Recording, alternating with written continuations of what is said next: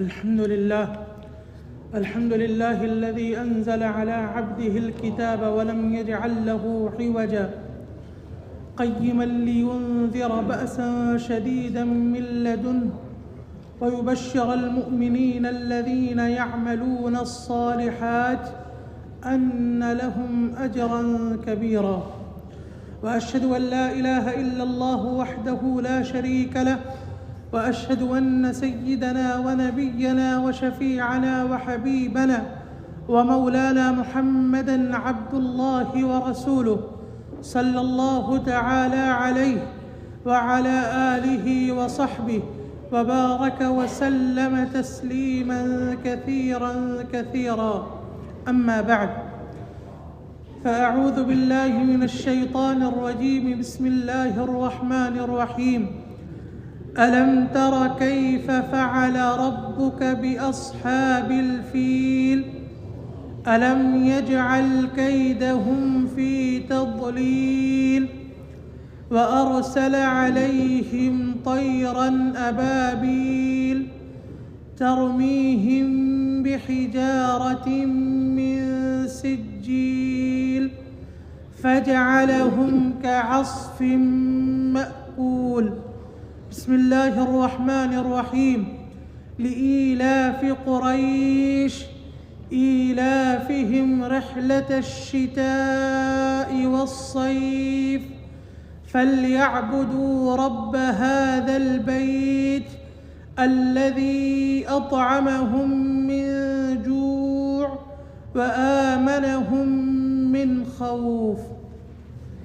محترم بزرگوں اور عزیز ساتھیوں، آج کی اس مجلس میں اللہ رب العزت کے فضل و کرم سے اور انہی کی توفیق سے بإذن اللہ تعالی سورۃ الفیل اور سورۃ قریش کی تفسیر بیان کی جائے گی۔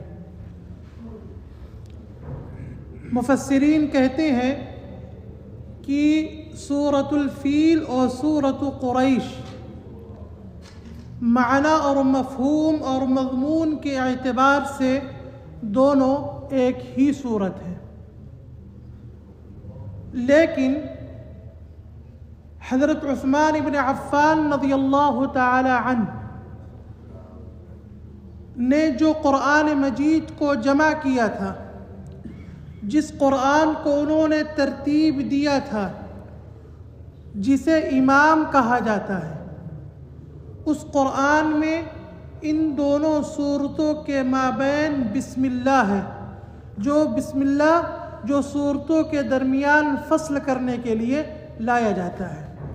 اسی وجہ سے ہمارے پاس جو قرآن موجود ہے، اس قرآن میں اس نسخے میں بسم اللہ لکھا ہے، لیکن ایسے بھی نسخے موجود ہیں جہاں بسم اللہ نہیں لکھا ہے۔ معنی اور مفہوم کے اعتبار سے چونکہ یہ سورت ایک ہی مضمون پر مشتمل ہے، اس لیے اس کو ایک سورت کہا جاتا ہے۔ پہلی سورت سورۃ الفیل ہے۔ فیل کے لفظی معنی آتے ہیں ہاتھی کے۔ ہاتھی آپ نے ایک جانور ہوتا ہے، اور اس سورت کو اس نام سے اس لیے موسوم کیا گیا کہ اللہ تعالیٰ نے اس سورہ مبارکہ میں ایک واقعے کو بیان کیا ہے، اور اس واقعے میں اس جانور اس نام کا تذکرہ ہے۔ اسی وجہ سے اس کے اعتبار سے اللہ تعالیٰ نے اس سورہ مبارکہ کا نام کیا رکھا؟ سورۃ الفیل رکھا۔ واقعہ کیا ہے؟ مختصراً تفسیر کی کتابوں میں، تاریخ کی کتابوں میں وہ واقعہ بہت تفصیل سے بیان کیا گیا ہے، لیکن یہ مجلس اس کی متحمل نہیں ہے، اس لیے انتہائی اختصار کے ساتھ ایسر التفاسیر نامی کتاب میں جو واقعہ مذکور ہے وہ میں بیان کرتا ہوں۔ حبشہ کے بادشاہ کی طرف سے ملک یمن میں ایک گورنر متعین تھا جس کا نام ابرہۃ الاشرم تھا. کیا تھا بھائی؟ ابرہۃ الاشرم. اور وہ مذہب کے اعتبار سے عیسائی تھا. کیا تھا؟ عیسائی تھا. اور اس نے اپنے مذہب کے اعتبار سے یمن کے شہر صنعاء کے اندر ایک عبادت خانہ بنایا، ایک گرجا گھر بنایا جو بہت وسیع و عریض پیمانے پر منحصر تھا، مشتمل تھا. اور اس کا ارادہ یہ تھا، اس کے بنانے سے اس کی نیت یہ تھی کہ عرب بجائے بیت اللہ کا رخ کرنے کے، خانہ کعبہ کا رخ کرنے کے، وہ صنعاء کی طرف آئیں اور اس گھر کی عبادت کریں، نہ کہ بیت اللہ کی عبادت کریں. اور جب یہ بات عربوں کو معلوم ہوئی، خاص طور پر قریش مکہ کو، جو بیت اللہ کے مجاور تھے، جو بیت اللہ کے خادم تھے، جو حاجیوں کے میزبان تھے، جب انہیں یہ بات معلوم ہوئی تو انہیں یہ بات ناگوار معلوم ہوئی اور انہیں یہ بات پسند نہیں آئی کہ بیت اللہ کے مقابلے میں کوئی گھر بنایا جائے اور لوگوں کو اس کی طرف متوجہ کرایا جائے. تو عرب ہی میں سے کسی ایک آدمی نے اس گرجا گھر کے اندر گندگی کی اور اپنی اس گندگی سے اس نے اس گرجا گھر کے در و دیوار کو آلودہ کر دیا. اور اس عمل کے بعد جب اس کی خبر ابرہہ کو ملی تو وہ بہت ہی غضب میں آ گیا، غصے کی حالت میں ہو گیا. اور یقینی بات ہے بھائی، کسی کی مذہبی شعار کو، مذہبی عبادت گاہ کو اس طرح کیا جائے، ایک فطری چیز ہے. وہ غصے میں آیا اور اس نے یہ عہد کیا کہ میں عربوں کی جو عبادت گاہ ہے بیت اللہ، میں ایک لشکر جرار لے کر، ایک عظیم لشکر لے کر، جو ہر قسم کے آلات حرب و ضرب سے لیس ہوگا، جس کے اندر لڑنے کے لیے ہاتھی بھی ہوں گے. اور ہاتھی سے عرب مانوس نہیں تھے. عرب کے ہاں لڑائی جو ہوتی تھی وہ گھوڑے اور اونٹ پر ہوتی تھی، ہاتھی پر نہیں ہوتی تھی. لیکن اس نے اپنے لشکر کو عظیم بنانے کے لیے، اپنے ارادے کو پورا کرنے کے لیے، اس آدمی نے، اس بادشاہ نے یہ کیا کہ اپنے لشکر میں اس نے ہاتھیوں کو شامل کیا. بڑے بڑے ہاتھی جن کی کئی تعداد ذکر کی جاتی ہے. اور وہ اس لشکر جرار کو لے کر بیت اللہ کو گرانے کی نیت سے وہ صنعاء سے نکلا، یعنی یمن سے نکلا. اور اس نے مکہ کے قریب وادی محصر ایک جگہ ہے. کیا بھائی؟ وادی محصر.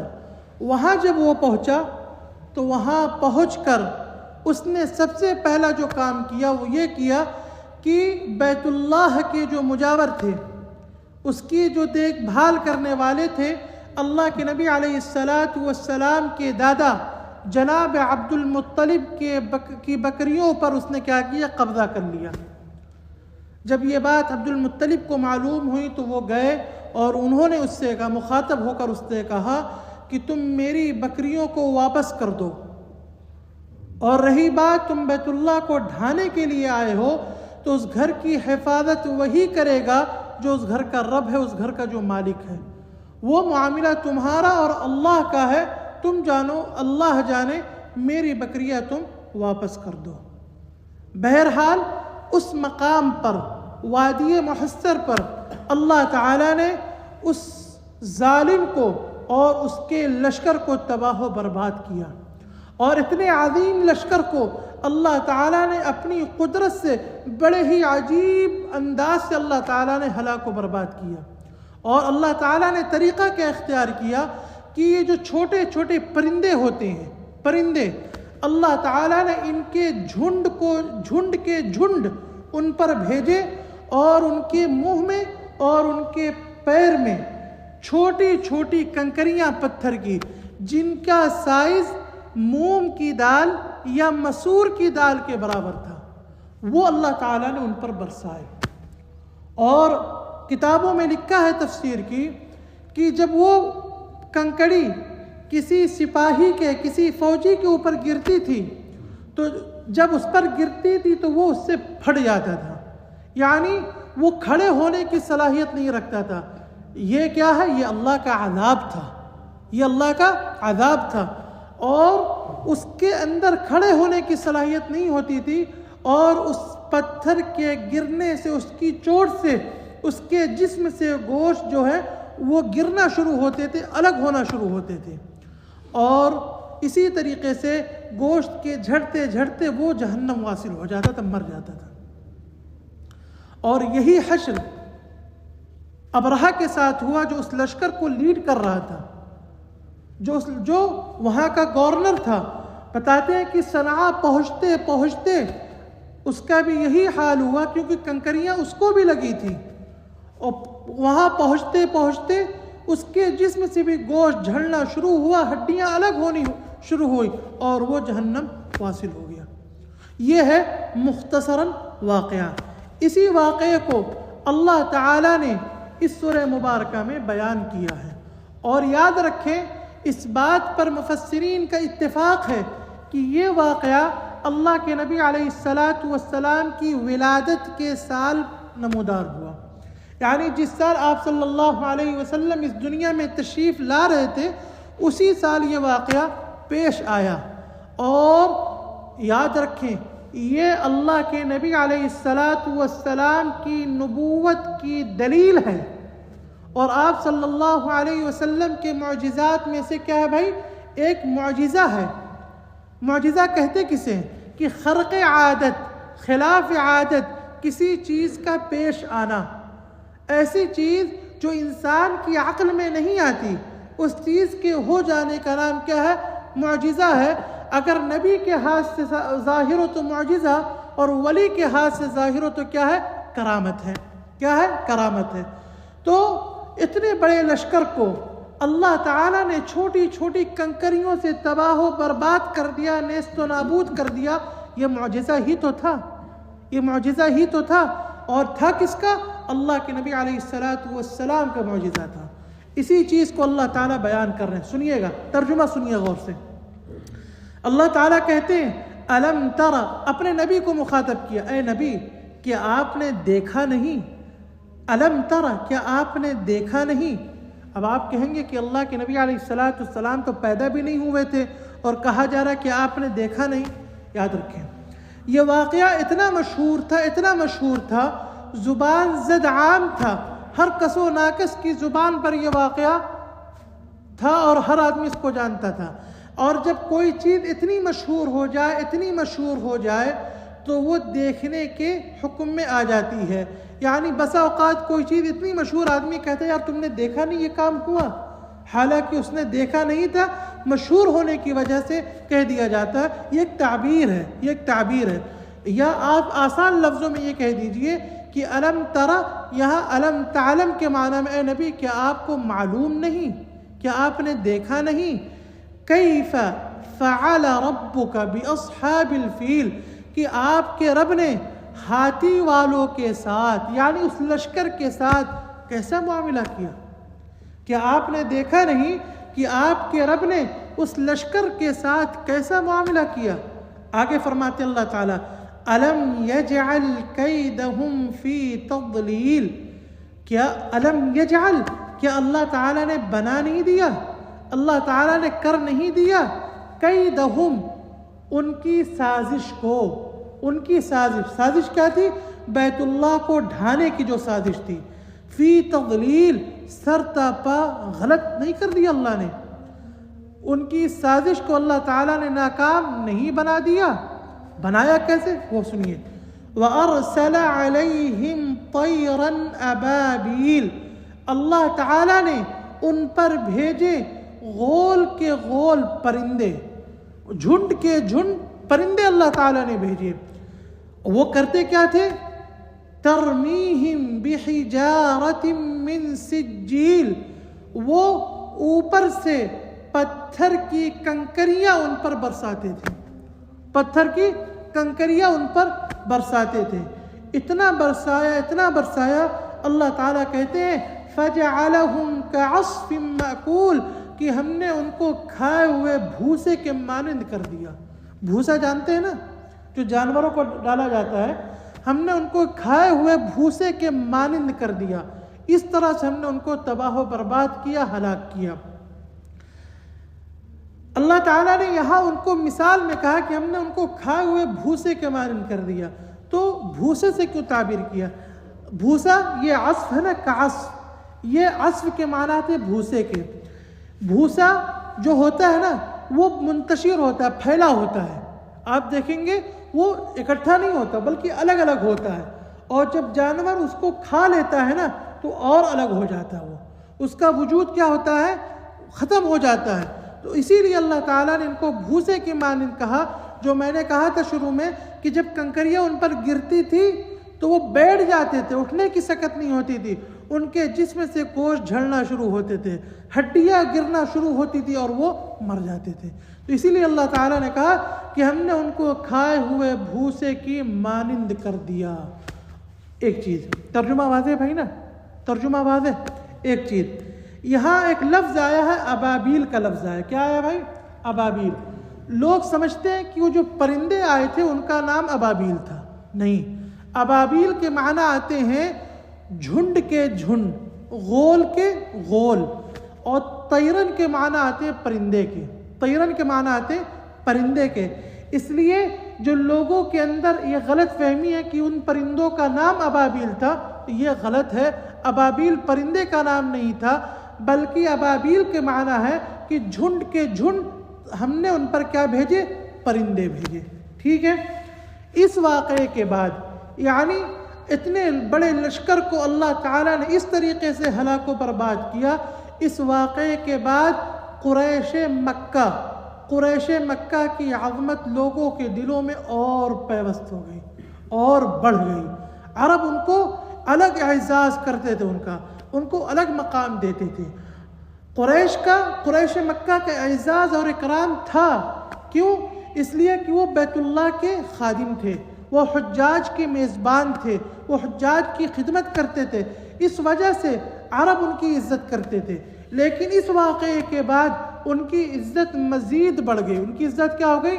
مزید بڑھ گئی، اور لوگ ان کو اللہ کا ولی سمجھنے لگے، جس کی وجہ سے قریش مکہ جب کہیں آتے جاتے، سفر کرتے، کوئی بھی سفر ہوتا، تجارتی سفر ہوتا یا کہیں ایسا اپنا ذاتی سفر ہوتا، تو کوئی ان سے چھیڑ خانی نہیں کرتا تھا.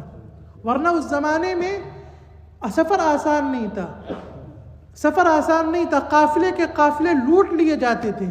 لیکن قریش کے بیت اللہ کا خادم ہونے کی وجہ سے اور اس واقعے کے بعد خاص طور پر کوئی ان سے چھیڑ خانی نہیں کرتا تھا، ان کے قافلے کو کوئی ہاتھ نہیں لگاتا تھا، اور وہ بڑے مامون ہو کر، پر اطمینان ہو کر، سکون کے ساتھ زمین میں چلتے پھرتے تھے.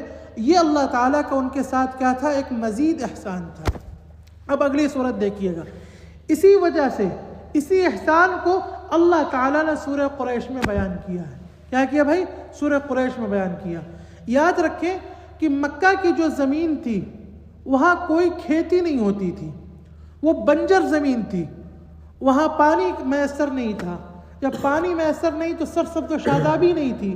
تو قریش مکہ، بلکہ مکہ کے اور بھی باسی اپنا گزارا کیسے کرتے تھے کہ وہ سال میں 2 سفر کرتے تھے، تجارتی سفر. ایک شام کا کرتے تھے اور ایک یمن کا کرتے تھے.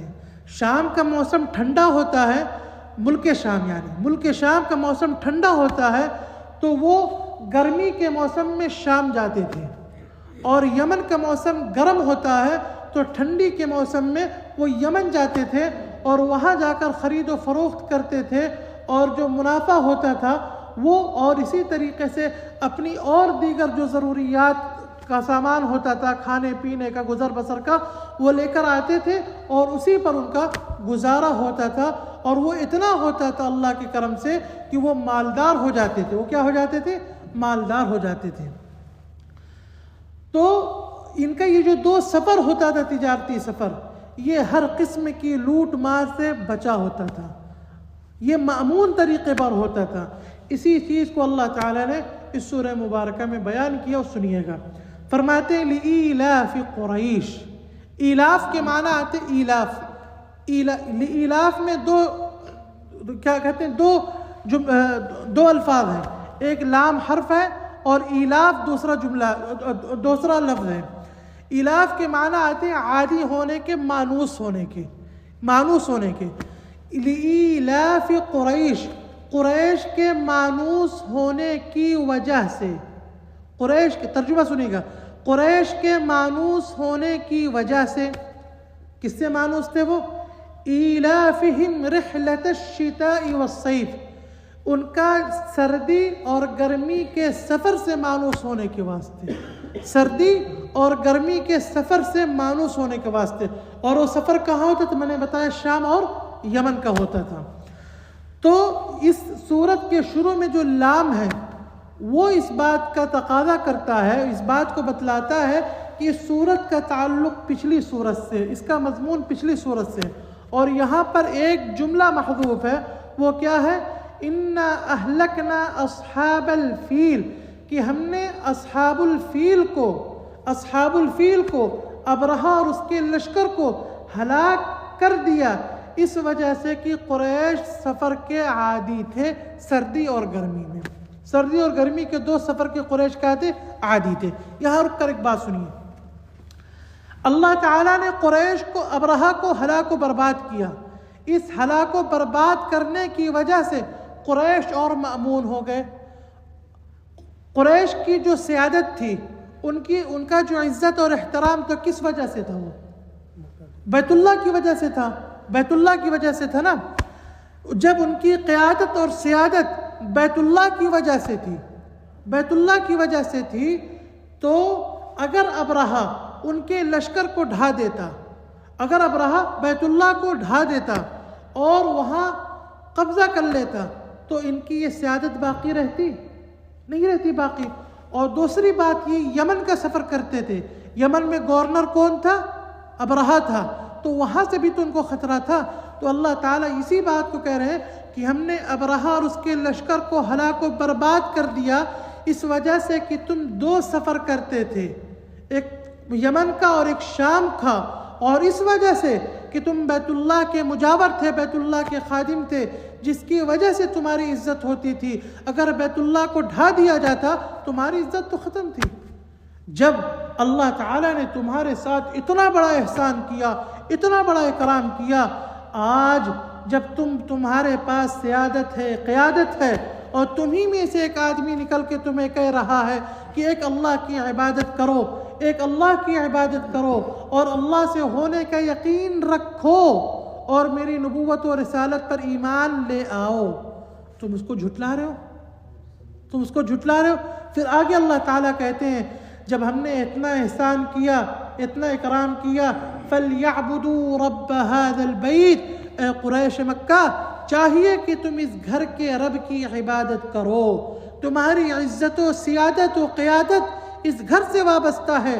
جب اس گھر سے وابستہ ہے تو اس گھر کا جو رب ہے، اس گھر کا جو مالک ہے اللہ کی ذات، تم اس کی عبادت کرو. ان بتوں کے چکر میں مت پڑو. اللہ تعالیٰ نے یہ مطالبہ کیا ہے. تمام احسانات کو بتانے کے بعد، دیات دلانے کے بعد، اللہ تعالیٰ ان سے کہتے ہیں کہ تم میری عبادت کرو. اور کیا احسان کیا اللہ تعالیٰ نے؟ اللہ تعالیٰ فرماتے ہیں الذی اطعمہم من جوع، وہ ذات جس نے ان کو بھوک میں کھانا کھلایا. تمہیں مامون کیا، تم اسفار کرتے ہو تجارتی، تمہیں منافع اللہ کی ذات سے ہوتا ہے، تم بھوک سے محفوظ ہو. وآمنہم من خوف، اور خوف کی حالت سے اللہ تعالیٰ نے تمہیں مامون کر دیا. تم پر کوئی آدمی، کوئی ڈاکو، کوئی لٹیرا ہاتھ نہیں ڈالتا ہے. جب اللہ تعالیٰ نے اتنا اعزاز اور اکرام کیا ہے، اتنا احسان کیا ہے، تم اس رب کے گھر کی، اس گھر کے رب کی کیا کرو؟ عبادت اور بندگی کرو، اس کی وحدانیت کا اقرار کرو. یہ ہے اس سورت کا مختصر ترجمہ اور اس کی تفسیر. یہاں رک کر ایک فائدہ سن لیجئے. علامہ ابن کثیر رحمۃ اللہ علیہ کہتے ہیں کہ اگر انسان ہمیں سبق کیا ملتا ہے ان دونوں صورتوں سے؟ سنیے گا، اگر انسان جس طریقے پر اللہ کی عبادت و بندگی مطلوب ہے اس طریقے پر اللہ کی عبادت و بندگی نہ کرے، اللہ کے اوامر کو پورا نہ کرے، اللہ کے نواہی سے بچے نہ، اللہ کے احکامات کو توڑتا ہے آدمی، اس کو پورا نہیں کرتا، تو سب سے پہلے جو چیز اس سے چھنتی ہے وہ دو چیزیں ہوتی ہیں، جانتے ہیں کیا؟ ایک، امن چھین جاتا ہے، امن، آدمی معمول نہیں رہتا، امن چھین جاتا ہے، اور دوسری جو چیز ہے وہ کیا ہے کہ وہاں پر فاقہ پڑنے لگتا ہے۔ کیا پڑنے لگتا ہے بھائی؟ فاقہ پڑنے لگتا ہے۔ اب آپ کہیں گے کہاں فاقہ پڑ رہا ہے، لوگ کھا پی رہے ہیں؟ مفسرین کہتے ہیں، علماء کہتے ہیں کہ فاقہ کی کئی شکلیں ہیں میرے بھائی۔ فاقہ کا یہ مطلب نہیں ہے کہ آپ کو آٹا میسر نہیں ہے، فاقے کا یہ مطلب نہیں ہے صرف کہ آپ کو دال اور چاول میسر نہیں ہے، نہیں، یہ چیزیں سب میسر ہیں، لیکن اتنی مہنگائی ہوگی کہ آپ کی پہنچ سے باہر ہوگی، آپ کی پہنچ سے باہر ہوگی، یا اتنی مہنگائی ہوگی کہ اگر آپ ایک وقت 2 روٹی کھاتے تھے، مہنگائی کی وجہ سے آپ صرف 1 روٹی کھائیں گے، آدھا پیٹ کھائیں گے۔ یہ بھی کیا ہے؟ فاقے کی ایک شکل ہے، فاقے کی ایک قسم ہے۔ جب آدمی اللہ کے اوامر سے انحراف کرتا ہے، اللہ کے اوامر کو پورا نہیں کرتا، تو سب سے پہلے جو 2 عذاب اللہ کی طرف سے مسلط ہوتے ہیں وہ کیا ہے؟ فاقہ اور بد امنی۔ اور آج آپ دنیا میں نظر اٹھا کے دیکھ لیں، یہی 2 چیزوں کا رونا ہے ہر جگہ، ہے کہ نہیں ہے بھائی؟ انہی 2 چیزوں کا ہر جگہ رونا ہے۔ اس لیے اللہ کی عبادت کریں، اللہ کی وحدانیت کو اللہ کے لیے خالص کریں، اور کیسے بھی حالات ہوں ایک پل بھی اپنے اللہ کو، اپنے خالق و مالک کو ناراض نہ کریں۔ قرآن مجید میں اللہ تعالیٰ نے مثال دی، فرمایا ضرب اللہ مثلا قریۃ کانت آمنۃ مطمئنہ۔ اللہ تعالیٰ نے ایک ایسی بستی کی مثال بطور مثال پیش کیا ہے، کانت آمنۃ مطمئنہ، جو مأمون تھی، وہاں کے رہنے والے ہر قسم کے خوف و ہراس سے محفوظ تھے۔ یأتیہا رزقہا رغدا من کل مکان، ہر چہار جانب سے اللہ کی نعمتیں کھچ کھچ کر ان کے پاس آتی تھی، وہ اس سے لطف اندوز ہوتے تھے۔ پھر کیا ہوا؟ فکفرت بانعم اللہ، پھر انہوں نے اللہ کی نعمتوں کی ناشکری کی، اللہ کی معصیت و نافرمانی کر کے، اللہ کے اوامر کو توڑ کر، اس کے نواہی سے نہ بچ کر، اس نے کیا کیا؟ اللہ کی ان نعمتوں کی ناشکری کی۔ پھر کیا کیا اللہ تعالیٰ نے؟ فَأَذَاقَهَا اللَّهُ لِبَاسَ الْجُوعِ وَالْخَوْفِ، فَأَذَاقَهَا اللَّهُ، پھر اللہ نے انہیں چکھایا۔ کیا چکھایا بھائی؟ لباس الجوع والخوف، خوف ہراس اور فاقہ کشی کا عذاب۔ یہ ہے جو میں بتا رہا تھا، یہ بھوک اور فاقہ کشی اور خوف و ہراس کا عذاب اللہ تعالیٰ نے انہیں چکھایا۔ کیوں چکھایا؟ بما كانوا يصنعون، ان کرتوتوں کی وجہ سے، ان ناشکریوں کی وجہ سے جو وہ کرتے تھے۔ اس لیے اللہ کی عبادت کو بجا لائیں، اللہ کے اوامر کو پورا کریں، اس کے نواہی سے بچیں، تاکہ اللہ تعالی ہم سب کو من حیث القوم اور من حیث الفرد ان دونوں گناہوں، ان دونوں عذاب سے محفوظ رکھے۔ کریں گے نہیں کریں گے؟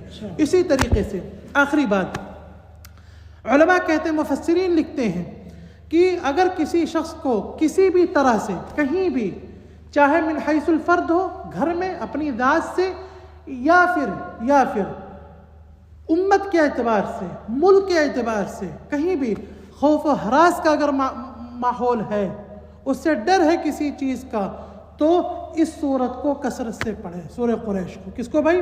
سورہ قریش کو کثرت سے پڑھے۔ اس سورت کی برکت سے اور اللہ کی مرضی سے اس بات کی امید ہے کہ اللہ تعالیٰ اس کو محفوظ کر دیں گے، اللہ تعالیٰ اس کو کیا کر دیں گے بھائی؟ محفوظ کر دیں گے۔ اس لیے ان اعمال کا خیال رکھیں۔ اللہ تعالیٰ ہم سب کو قرآن کو پڑھنے کی اور اس کو سمجھ کر پڑھنے کی توفیق عطا فرمائے، اور جو باتیں کہی گئی اللہ تعالیٰ ان پر عمل کرنے والا بنائے، اور جو کچھ غلطی، کوتاہی، کمی کوتاہی ہوئی ہے اللہ تعالیٰ اس کو اپنے فضل و کرم سے معاف فرما دے، اور اس ناقص عمل کو اللہ تعالیٰ اپنی بارگاہ میں کامل بنا کر قبول فرما لیں، اور ہم سب کے لیے اس عمل کو ذخیرہ آخرت بنا دیں، اور ہمارے جنت میں جانے کا سبب بنا دے۔ سبحانک اللہم و بحمدک، نشہد ان لا الہ الا انت، نستغفرك ونتوب إليك. سبحان ربك رب العزة عما يصفون وسلام على المرسلين والحمد لله رب العالمين وجزاكم الله خيرا.